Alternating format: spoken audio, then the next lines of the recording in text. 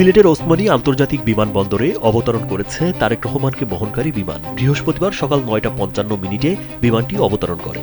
এর আগে রাত 12:15টার দিকে তাকে বহনকারী ফ্লাইটটি ঢাকার পথে রওনা হয়। তার সঙ্গে স্ত্রী জুবাইদা রহমান ও মেয়ে জাইমা রহমান রয়েছেন। দলের প্রায় 50 জন নেতাকর্মী একই ফ্লাইটে বাংলাদেশে আসছেন। দীর্ঘ 17 বছর পর দেশে ফিরলেন বিএনপির ভারপ্রাপ্ত চেয়ারম্যান তারেক রহমান। ইতোমধ্যে তারেক রহমানের জন্য বিমানবন্দরে পৌঁছেছে বুলেট প্রুফ গাড়ি। সকাল 7টার কিছুক্ষণ আগে গাড়িটি বিমানবন্দরে পৌঁছায়। এ গাড়িতে করেই তিনি বিমানবন্দর থেকে নানা কর্মসূচিতে যাবেন। এছাড়া যাতায়াত করবেন এই গাড়িতেই। সোনামণিকে নিয়ে আমি থাকি চিন্তামুক্ত, কারণ আমি ব্যবহার করি এসএমসি স্মাইল বেবি ডায়পার।